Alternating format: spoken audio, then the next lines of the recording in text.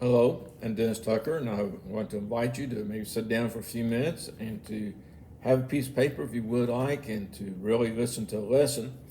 This lesson will be presented on June, here, the 20th, as it's Father's Day. And so, like many preachers, I was thinking about what can I preach on Father's Day. And I realized that Dad teaches us in a lot of different ways. Our fathers did, sometimes by verbal instruction, by simply telling us what to do. Discipline, we may include that with the idea of instruction, but often by example. That they simply, by the way they live and by being around them on a regular basis, that we get to see the example they provided for us. And so that got me thinking about some things about my dad, and this is going to be a very personal lesson in a sense that I'm going to talk about some things that may be peculiar to my dad, but many of them are really, in general, apply to all fathers, and all children need to learn this from their fathers. And even some of the things I'm talking about with dads in particular may even apply to the women and to the mothers that are in the audience at this time. And so the first thing I would simply say is that one thing that my dad taught me is don't look merely at the outside, but look at the inside. And my dad, if you saw him, was not an impressive looking man.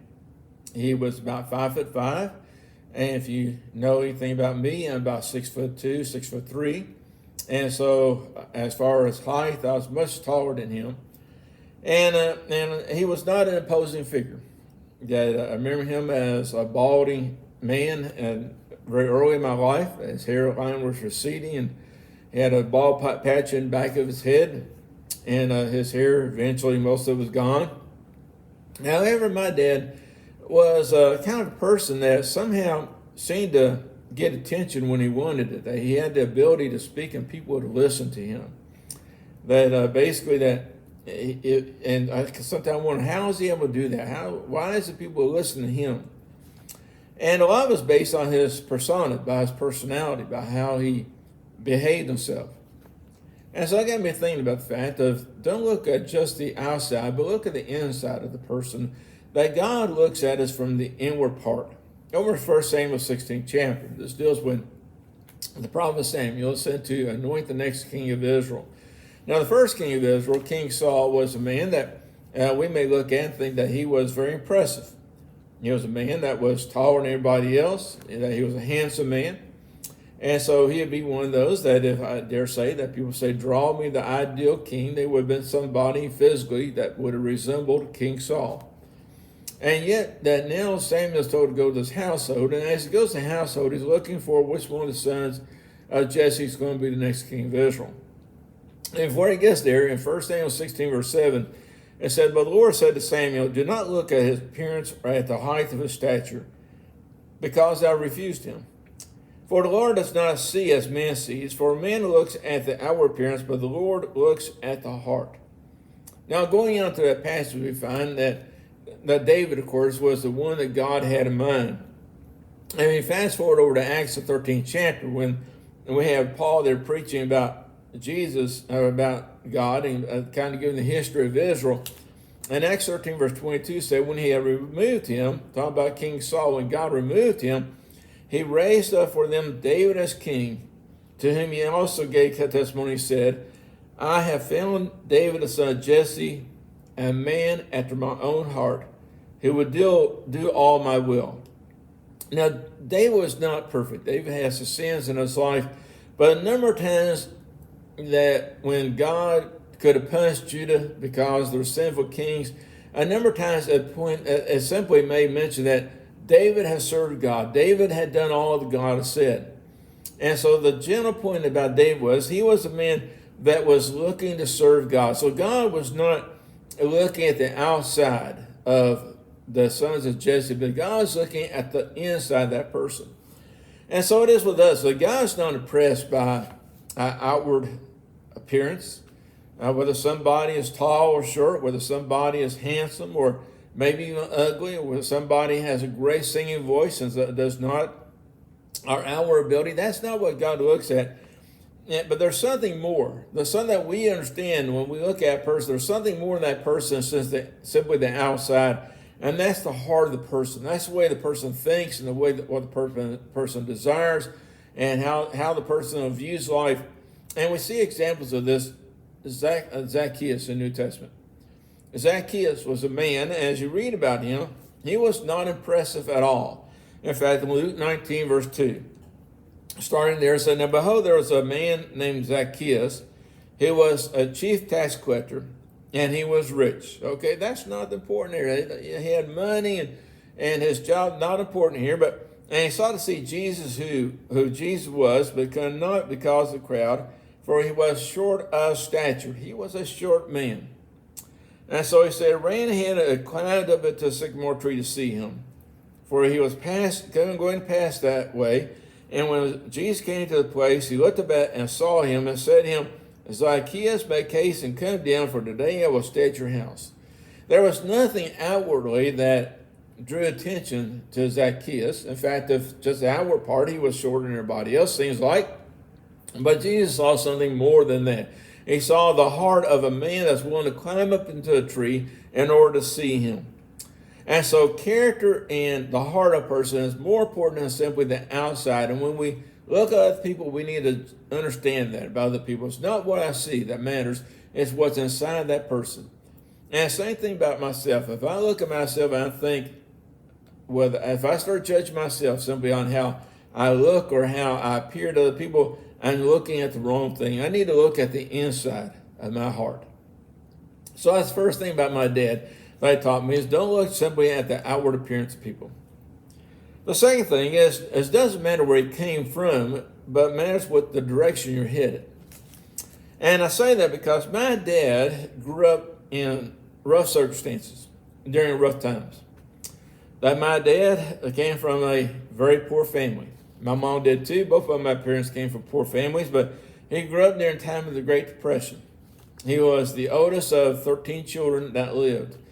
And so they were poor. I dare say that if you drove by the house that they were staying in, and that today we would think of a house where you look and think about that poor family right there.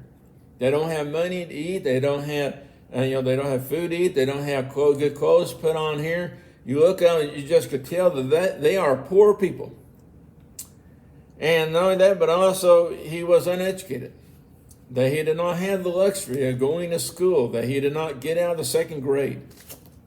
And therefore you look at him and again, maybe go by somebody and say, "You see that guy over there? That person doesn't even have a high school education. He doesn't even have a sixth grade education."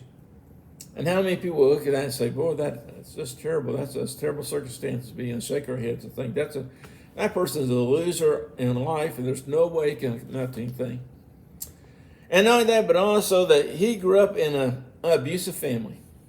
That he grew up in a family where his father was an abusive father, and so he that we often read about the abuse children go through and how that cycle is perpetuated on to the next generation and generation like that. He grew up in that kind of family where abuse was there. And how many of us will look at him and think that we will see somebody described that way? They're poor, they're uneducated, they grew up in an abusive family. How many of us will think, "Boy, that's white privilege right there. That's a white privileged person right there." Dad did not know what white privilege meant. He did not have white privilege. But I say he broke the cycle. And that is that he was able to provide for his family. That we did not grow up without food on the table. We did not grow up with clothes on our backs. I'm not saying we had always the best clothes in the world, and I say that we had always the best food in the world, but we always had food, we always had clothing, we always had a roof over our head. He made sure that we got education. My brother and sister and I, we've all graduated from high school. My brother graduated from a technical institute. I graduated from college. My sister graduated from high school. And then she went and got an associate degree. Always got an education. And not only that, but also that he practiced discipline, but he never was abusive. And so he broke that cycle. And many times Christians come from difficult circumstances. That many times they come from circumstances much like I would describe that my dad grew up in, but they headed in the right direction.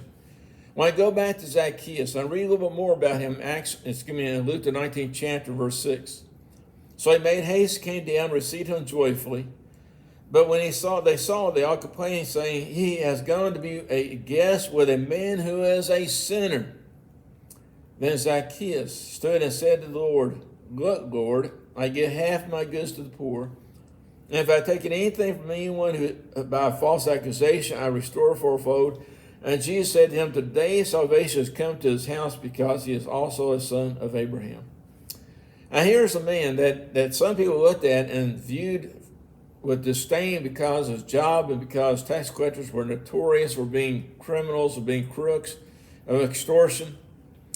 Now, when you look here, and Jesus did not say, Zacchaeus, you're lying, I know you stole for those people. He didn't say that. And maybe Zacchaeus was very honest and very reputable.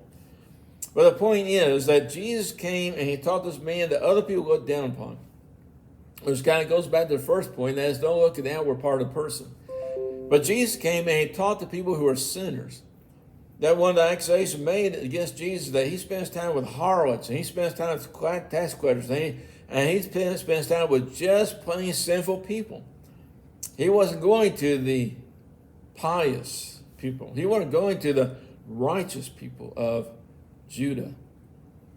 In fact, Jesus went to sinners. In Mark 2, verse 17, he said, when Jesus heard it, he said, those who are well had no need of physician, but those who are sick. I did not come to call the righteous, but sinners to repentance. And that is that he came for those who are sinful. So again, there's a lot of people that came from bad circumstances, but where are you headed? If you're not a Christian, you understand Jesus came for you. Over in Matthew 11, verse 23, Jesus says, come to me, all you labor and heavy laden, and I will give you rest. Take my yoke upon you and learn from me, for I'm gentle and lowly in heart, and you'll find rest for your souls. For my yoke is easy and my burden is light. Brother Stalvey, man that's gone now, but I first started preaching down in Trenton, Florida. Dewey Stalvey said that one of the great phrases in the Bible is come, one of the great words is come to me. And that is, Jesus says, I want you to come to me if you're a sinner. I want you to come to me if you are involved in things you should not be. Jesus came for sinners. Jesus wants you to break the cycle of sin. He wants you to get out of sin. The third thing I learned from my dad is the value of hard work. My dad, if you knew anything about my dad, you knew he was a hard worker. He was a man that believed in working. He believed in working until the job was done. On the farm, that meant working from sun up to sundown, and sometimes past sundown. I will say it, I've said it before, I'll say it again. I never worked so hard as I worked on the farm with my dad. That is hard work. That he believed in always doing the best you could do, no matter what the job was. He always wanted the job done well. I never heard him say, well, I guess that's good enough, or that's good for, and it makes a kind of excuse for doing a poor job. And also, not only did he work physical, he worked with his relationships. He worked with his, in order to, especially with the brethren, he worked to go the extra mile to make sure that he was doing everything he could in service to God and in dealing with his brethren. The Bible tells us we need to be workers. We need to be workers providing for our families. That sometimes lost people today. I'm amazed our society today as a lot of times people have children, and the first thing they seem to think is the government owes them everything for the children. That the government owes them food for the children, the government owes them clothes for the children, the government owes them spending money for the children, everything. The government owes them everything.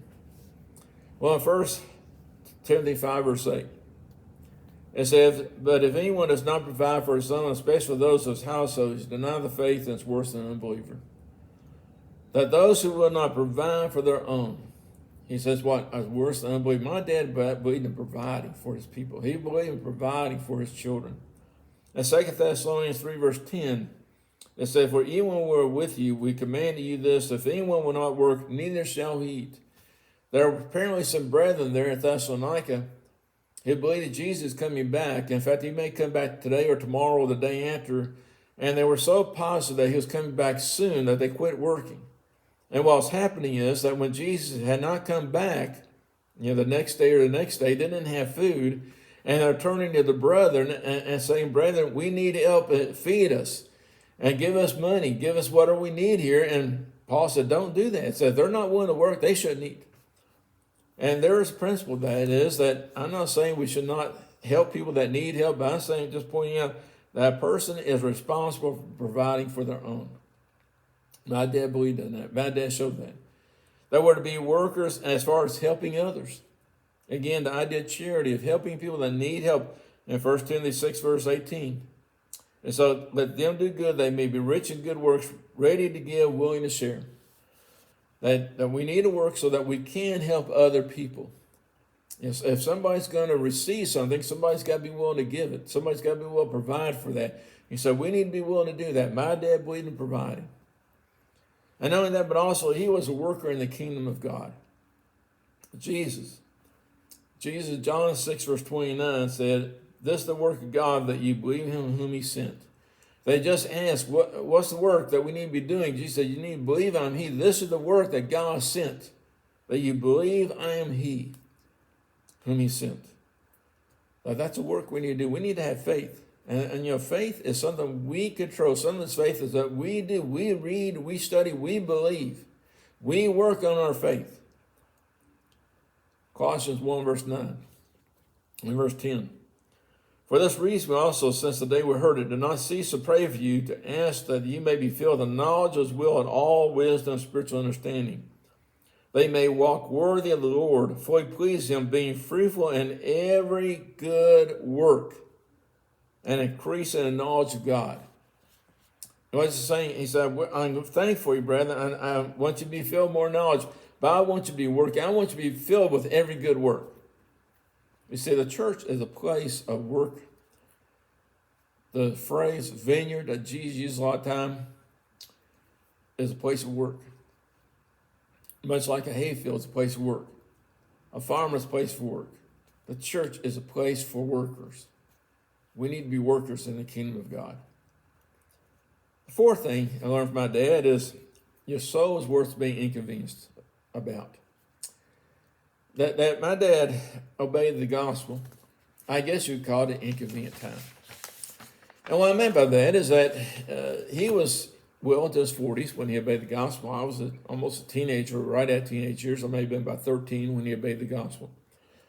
Then he already had established his life in a lot of ways. We already had our routine kind of mapped out. We already had things we were used to doing. And a lot of those things had to change. He had to change his work habits. Sunday work, where he was too busy to go to church, had to change. He had to change that. They had to learn more about the Bible. He had to spend some time with his Bible. He hadn't done that. As a child growing up, I never saw my dad carry a Bible. I never saw my dad sit down and read a Bible. He had to change that. I'm sure that was inconvenient. They placed on self the need to be a song leader. I will tell you the honest truth, growing up, I never once heard my dad sing a song of any sort. Whether we're talking about country music or some other kind of song or religious songs, I never heard my dad sing a religious song at all growing up. And all of a sudden, he obeys the gospel, and you know what he's doing? He's walking around the house with a songbook in his hand. He's walking around 5:30 in the morning when he gets up. He's learning songs. Why? He wanted to lead singing. He had the ability to sing. I didn't know that, but he had the ability to sing. And he wanted to use that talent in service to God. There were inconveniences there. He had to go to gospel meetings. When Antioch had a gospel meeting, and Antioch was kind of a unique situation we grew up in, and that during the week we lived in Louisville, Kentucky. Antioch, the congregation we attended on weekends, was 2 hours away. And when they would have a gospel meeting, he would make a point of either taking vacation time so to be at that gospel meeting, or if he couldn't do that, he would drive 2 hours. He would work all day, drive 2 hours, get there, go to the meeting, be there, and then drive back home that night. That was not convenient.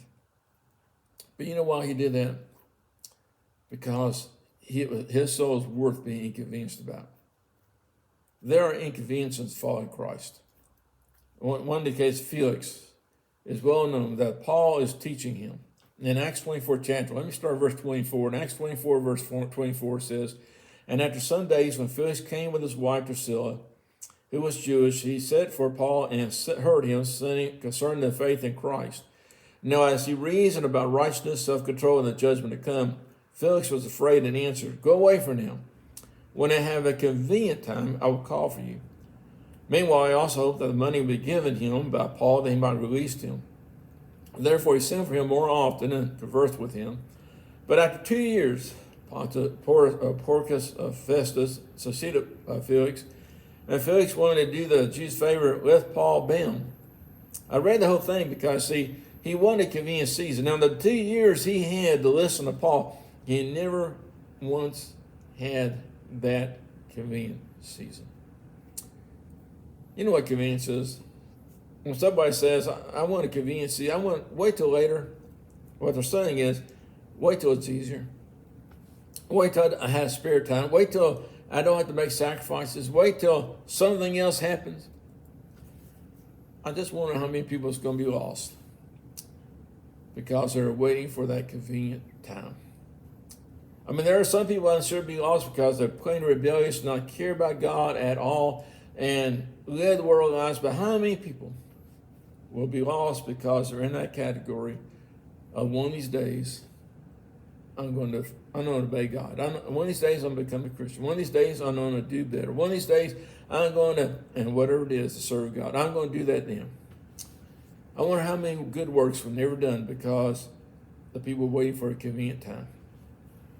How many visits, how many cards, how many phone calls would have been done, but the person was waiting for a convenient season. James 1 verse 27 said, "Pure and undefiled religion for God the Father is this, to visit orphans and widows in their trouble and keep oneself unspotted from the world." To visit means to aid, to help those who are less fortunate. And so how many read that and think, I'll do that, but not today. Your soul's worth being inconvenienced for. The last thing I'll mention my dad taught me, and I remember, and that is how to go on without him. I remember when my dad passed away, he lived to be 82. And his health, like many, had a downward decline over a period of time. And we could see that the health was declining. He went to the hospital, was there for 31 days. And we could see through that time period that he wasn't going to make it out. And I just remember, though, on the morning of his funeral, that I was talking to Mike and Sharon, my brother and my sister, and I just mentioned to them, I said, well, there's one more lesson that Dad's going to teach us. And sometimes, as a general rule, parents outlive their children. Sometimes that doesn't happen. Sometimes children do die first. And there's times, though, that we realize that through seeing our parents in their life and their age, that we learn. And one of the things we learn is how to say goodbye. We learn how to go on without them. And that is the case here, that we learn through the process by Dad's sickness and health how to be at the farm without him, how to do things without him at the farm. And it's been said many times about parents that they have to give the children wings so they can go on. And we need to go on in our lives when others pass away, when our parents, when our dads pass away. I sometimes speak about this kind of harshly, but I understand the sentiment. When somebody puts on, maybe it's a tombstone, or they have these plaques, and somebody saying something to the effect is, if I could, I would go reach up to heaven and bring you back down here. And I often think that person's in heaven. The last thing they want is to come back down here. But I understand the sentiment, okay? So I don't want to be too harsh about that. But I understand the sentiment, but they don't want to come back here. But what they want us to do is go onward. The Apostle Paul in Philippians 3 verse 13 says, "Brethren, I do not count myself to have apprehended, but one thing I do, forgetting those things which are behind, reach forward to those things which are ahead." Paul said, I want you to reach forward. I want you to thinking about reaching the goal of heaven. I want you to keep on serving God. And there are things our parents are teaching us. And as we kind of bring this lesson to a close, that as parents teach your children Don't just look at the outward part of the person, but look at the inward part. Think about the inward part of the person. Think about the inward, your insides, your heart. Make sure you're going in the right direction. Make sure that our children are going towards God, not away from Him. The value of work, the value of hard work. Make sure we teach them that there are things that in life you don't have to work for, but they're worth working for. Your soul is one of those. Be willing to be inconvenienced in order to be saved. Because there are times that serving God is just not going to be convenient. It's not meant to be. That's part of bearing the cross. And finally, teach our children. Teach your children to go on with it without you. Teach them to go ahead and serve God even if you're not there to serve with them. Teach them to go onward. Those are some things my dad taught me. I don't know many fathers taught their children lessons like that. And perhaps there are younger fathers. These are some things I would encourage you to teach your children. And maybe us as children to remember those lessons our fathers taught us. I appreciate you watching. And if you can, come be with us at Lilac Road. Our building is located at 1687 Lilac Road, Litchfield, Kentucky. And on Sunday mornings, we have Bible classes at 9:30, worship at 10:25. Sunday at 5 p.m. we have worship. And on Wednesday nights at 7 p.m. we have Bible class again. If there's any questions that I can answer for you, any kind of study you'd like to have, let me know. And I appreciate you watching. I hope you feel free to share this and hit the like button if you view this lesson as worthy of hitting the like button for. But I hope you have a good day. Bye-bye.